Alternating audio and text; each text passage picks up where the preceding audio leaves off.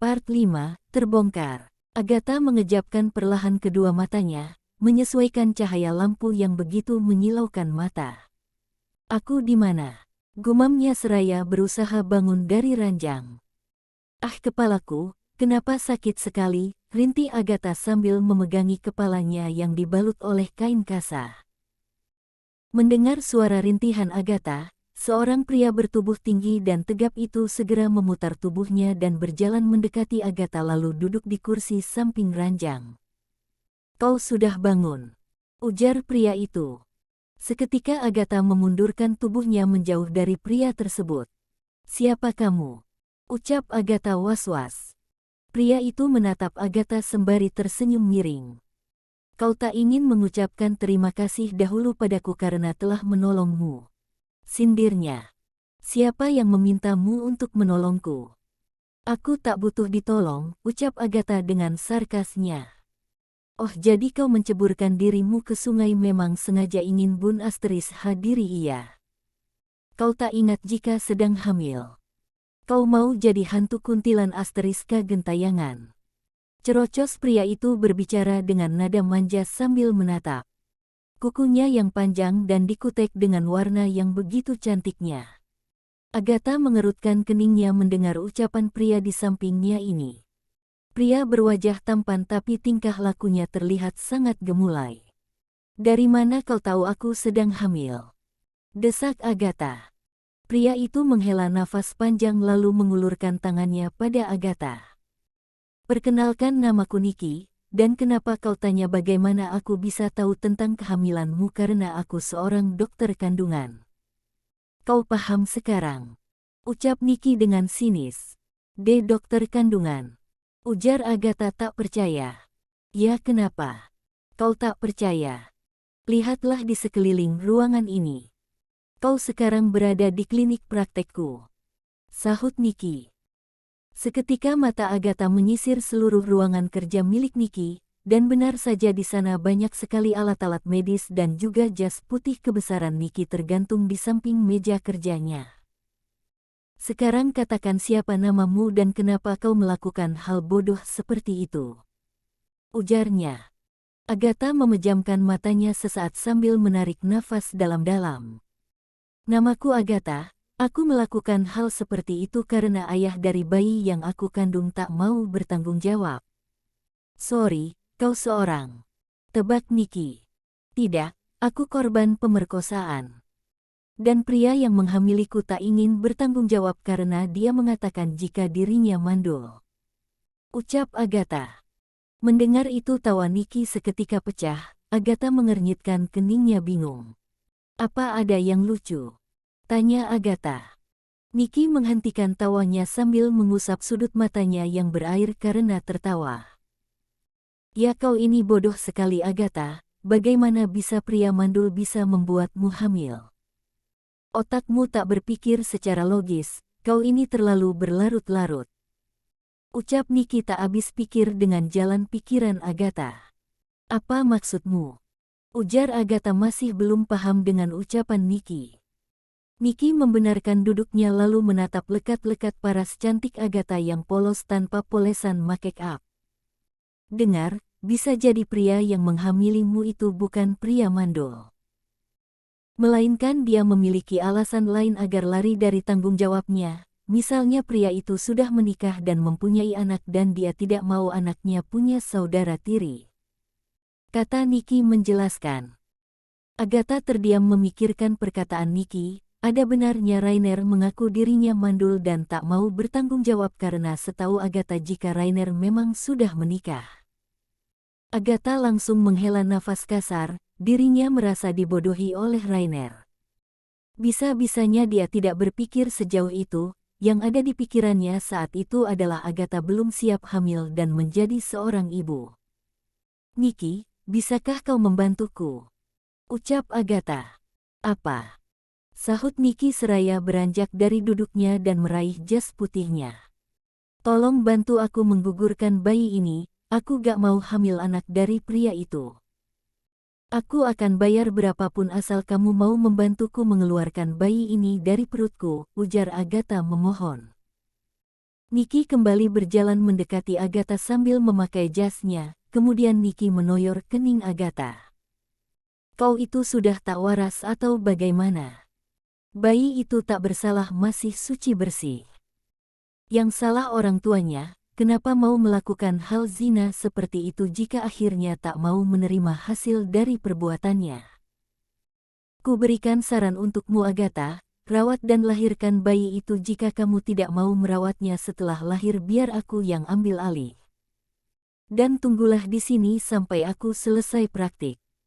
Ucap Niki. Setelah itu ia segera melangkahkan pergi meninggalkan Agatha yang masih berdiam mematung mencerna ucapan Niki. Agatha menarik nafas panjang lalu menghembuskannya perlahan. Dadanya kembali terasa sesak mengingat sikap Rainer. Jika pria itu tak memiliki rasa dengannya, setidaknya dia memiliki rasa tanggung jawab atas bayi yang dikandung Agatha. Tangan halusnya terangkat menyentuh perut ratanya. Usia kandungannya yang baru memasuki 12 minggu sudah terasa sedikit menyembul jika diraba. Anak mama, ucap Agatha lirih tanpa sadar air mata luruh menetes membasahi pipi mulusnya. Maafin mama nak, mama sudah jahat sama kamu. Tapi setelah ini mama janji akan jaga kamu sampai kamu lahir, sehat terus ya sayang. Kita berjuang sama-sama tanpa papa hem. Agatha sesegukan sambil terus mengusap perutnya. Mama sayang sama kamu nak. Huik, huek. Tuan Anda tak apa-apa. Ujar asisten Jerry mengkhawatirkan Rainer yang terus saja muntah sejak pulang dari rumah sakit. Rainer diam tak menjawab, perutnya terasa seperti diaduk-aduk. Lah terus saja muntah di wastafel yang ada di dalam ruangannya. Mari saya bantu Anda tuan. Ucap asisten Jerry lalu meraih tubuh tegap Rainer. Akan tetapi Rainer melambaikan tangannya meminta asisten Jerry agar menjauh darinya. Keluar Jer, badanmu bau sekali. Kata Rainer lirih, sungguh demi apapun tenaganya sudah terkuras habis karena terus-terusan entah bahkan perutnya pun kini sudah kosong dan terasa perih. Saya pakai parfum tuan, tak mungkin saya bau. Sahut asisten Jerry tak terima dikatakan bau badan oleh Rainer. Kau memang bau Jer, keluarlah belikan aku kue cakwe. Aku ingin makan makanan itu. Ucap Rainer. Kue cakwe. Makanan apa itu? Di mana saya bisa mendapatkannya tuan? Tanya asisten Jerry merasa bingung dengan permintaan tuannya. Terserah, sekarang cepat keluar dan carikan aku makanan itu. Perintah Rainer seraya mengibaskan tangannya meminta asisten Jerry agar segera pergi. Baik tuan, akan saya carikan sekarang. Asisten Jerry secepatnya keluar dari ruangan Rainer untuk mencarikan makanan yang diminta oleh tuannya itu. Setelah asisten Jerry pergi, Rainer segera membasuh wajahnya dan berjalan masuk ke dalam kamar istirahat yang berada di samping meja kerjanya yang dibatasi oleh tembok. Hah! Rainer menghela nafas kasar seraya menjatuhkan dirinya di atas kasur king size di kamar istirahat tersebut sambil menutupi wajah tampannya dengan lengan kekarnya. Apa yang terjadi denganku? Gumamnya lirih. Terhitung sudah 2 minggu lamanya Rainer harus sabar menunggu hasil pemeriksaan ulang tersebut dan kini dirinya sudah duduk berhadapan dengan dokter yang menanganinya. Bagaimana hasilnya? Ujar Rainer dengan tidak sabar. Dokter itu segera membuka amplop berlogo rumah sakit tersebut dan mengeluarkan kertas berisi hasil tes Rainer. Kemudian dokter tersebut memicingkan matanya memindai satu persatu huruf yang ada di atas kertas yang dipegangnya. Rainer dengan tidak sabar langsung mencecar kembali dokter itu. Apa hasil pemeriksaan ulang? Dokter itu menghela nafas pelan kemudian mendongak menatap wajah gelisah Rainer. Maaf tuan. Dari hasil pemeriksaan tidak ada yang dipermasalahkan dengan cairan sperm Anda semuanya normal. Kata dokter menjabarkan isi dari hasil pemeriksaan ulang. Apa? Jadi maksud dokter jika saya? Ya tuan, Anda subur dan tidak mandul, sahut dokter tersebut. Bagaimana bisa? Tapi kenapa istri saya dulu tak kunjung hamil setelah 1 tahun pernikahan kami? Ucap Rainer masih belum mempercayai ucapan dokter itu. Maaf Tuan, bisa saja istri Anda mengkonsumsi obat pencegah kehamilan. Atau bisa jadi istri Anda dahulu yang tidak subur. Ujar dokter. Kami memeriksakan kesehatan bersama dan semuanya normal, hanya saya saja yang dinyatakan mandul. Kata Rainer menjelaskan. Boleh saya lihat hasil pemeriksaan Anda yang pertama Tuan? Rainer mengangguk dan lekas beranjak dari duduknya berjalan keluar menghampiri asisten Jerry yang tengah sibuk mengangkat telepon dari seseorang. Jerry, panggilnya. Asisten Jerry segera berbalik dan mendekati tuannya. Ya Tuan. Mana kertas hasil pemeriksaanku yang lalu? Ujar. Rainer seraya menengadahkan tangannya. Asisten Jerry segera meraih surat itu di dalam tas klak miliknya. Ini Tuan. Rainer langsung menyambar surat itu dan kembali masuk ke ruangan dokter. Ini hasil pemeriksaan yang dulu. Kata Rainer seraya menaruh surat itu di atas meja. Dokter segera meraih surat itu dan membukanya. Kening dokter itu seketika mengernyit membaca isi dari kertas hasil pemeriksaan yang lalu. Di mana Anda melakukan pemeriksaan ini Tuan? Tanya dokter. Rumah sakit Y, jawab Rainer. Maaf Tuan, dengan berat hati saya harus menyampaikan, jika rumah sakit tempat Anda memeriksakan diri adalah rumah sakit yang sudah diblokade oleh pemerintah karena telah melakukan tindakan ilegal pada pasien. Jadi mungkin Anda juga salah satu dari korban lainnya. Ucap dokter menjelaskan. Seketika bola mata Rainer terbelalak mendengar penjelasan dari dokter tersebut. Bagaimana bisa seorang Rainer bisa kecolongan seperti ini? Dia seperti orang T*L** sekarang, padahal dulu Mariska yang merekomendasikan rumah sakit itu untuk tempat mereka berdua periksa. Brengsek. Berani sekali mereka menjadikanku korban. Umpat Rainer seraya mengepalkan tangannya hingga urat-uratnya menonjol. Setelah itu ia langsung beranjak dari duduknya dan segera melangkahkan kakinya keluar dari ruangan dokter tanpa mengucapkan terima kasih. Dadanya bergemuruh hebat merasakan ledakan emosi yang melingkupi dirinya.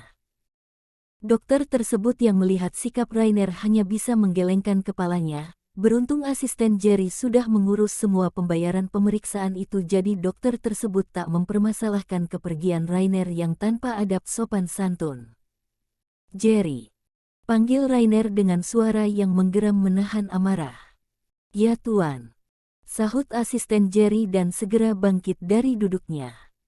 Cari tahu tentang dokter yang memeriksaku dan juga Mariska. Dan ledakan rumah sakit itu sekarang juga.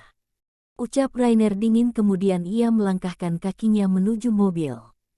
Baik Tuan. Tapi Tuan, ada hal penting yang harus saya sampaikan pada Anda mengenai Tuan Arfan dan Nyonya Nessa.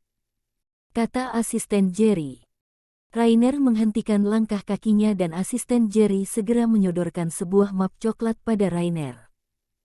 Tuan Arfan dan Nyonya Nessa sengaja memisahkan Anda dengan cara mendesak Nyonya Mariska agar segera hamil. Tapi mereka menggunakan cara yang licik Tuan. Ujar asisten Jerry. Sebelah alis Rainer terangkat menatap datar asisten Jerry.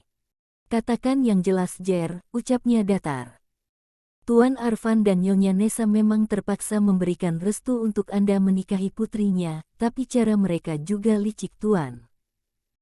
Keduanya sengaja menghalangi program kehamilan Anda dengan Nyonya Mariska dengan cara membayar dokter untuk memalsukan hasil kesehatan Anda di rumah sakit Y. Kata asisten Jerry menjelaskan. Jika mereka memalsukan hasil pemeriksaan itu, tapi kenapa Mariska tak juga hamil? Tukas Rainer masih belum paham. Tuan, bolehkah saya bertanya? Apakah sebulan setelah pernikahan Anda, Nyonya Nessa selalu mengirimkan sebuah kotak susu untuk Nyonya Mariska?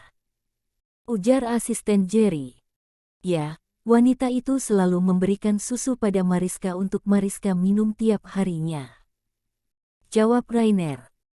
Setelah saya selidiki ternyata di dalam susu itu sudah dicampuri obat pencegah kehamilan yang sudah dihancurkan sampai berbentuk menyerupai bubuk susu, dan ada berita lebih mengejutkan lagi Tuan. katakan Jer. Rainer mengucapkannya dengan nada dingin, bahkan sudah terkepal erat di samping tubuhnya. Tuan David, sahabat Anda kini tengah melangsungkan pernikahan dengan mantan istri Anda Tuan Nyonya Mariska. Ungkap asisten Jerry sambil menundukkan kepalanya takut. Bajing asterisk N. Berani sekali mereka mempermainkanku. Umpat Rainer seraya mengeraskan rahangnya. Sial. Kini dirinya seperti orang yang paling bodoh sedunia karena berhasil ditipu sedemikian rupa. Setahun pernikahannya dengan Mariska ternyata hanya ilusi semata. Lah pikir mertuanya dulu tulus memberinya restu, nyatanya hanya pura-pura. Kemudian Rainer bergegas masuk ke dalam mobil, asisten Jerry segera menyusulnya dan masuk ke dalam kursi kemudi. Ke rumah Arvan sekarang Jer. Perintah Rainer dingin. Baik Tuan. Sahut asisten Jerry lalu ia segera melajukan mobilnya menuju kediaman Arvan. Selama dalam perjalanan Rainer tak henti-hentinya mengumpati diri sendiri karena kebodohannya yang gampang dipermainkan seperti itu. Bagaimana bisa dirinya seorang pimpinan perusahaan yang begitu disegani oleh para karyawannya kini bagaikan orang idiot yang tak tahu apa-apa dan tak pernah menaruh rasa curiga pada kedua mertuanya. Sialnya, dulu dia sangat mencintai Mariska hingga hal apapun akan ia lakukan demi kebahagiaan wanita itu. Sesampainya di depan gerbang rumah mewah milik kediaman Arvan, banyak sekali karangan bunga bertuliskan, "Selamat menempuh hidup baru." Rainer tersenyum miring membacanya. Jer, bawa mobilnya masuk ke dalam dan obrak-abrik semuanya. Titah Rainer. Tapi Tuan. Jangan membantah Jer. Masuk sekarang. Baik Tuan. Asisten Jerry segera melajukan mobilnya cepat masuk ke dalam halaman rumah Arvan. Tabrak dan rusak karangan bunga itu Jer, aku muak melihatnya. Ya Tuan. Asisten Jerry melajukan mobilnya cepat menabrak semua karangan bunga yang berjejer-jejer di samping kanan dan kiri halaman rumah Arvan. Semua tamu undangan berteriak ketakutan melihat aksi ugal-ugalan mobil yang dikendarai asisten Jerry. Rainer menyeringai melihat kekacauan yang dia buat ini. Berhenti dan turunlah Jer. Perintah Rainer dingin. Asisten Jerry segera memberhentikan mobilnya dan bergegas turun. Secepatnya Rainer berpindah duduk di kursi kemudi, ia dengan kuat menginjak gas mobil seraya mengeremnya seperti melakukan drifting. Setelah itu Rainer melepas perlahan injakan remnya lalu melajukan cepat mobilnya hingga menabrak tatanan pelaminan yang diselenggarakan secara terbuka di samping halaman rumah Arvan. Aoh! BRAAKKK.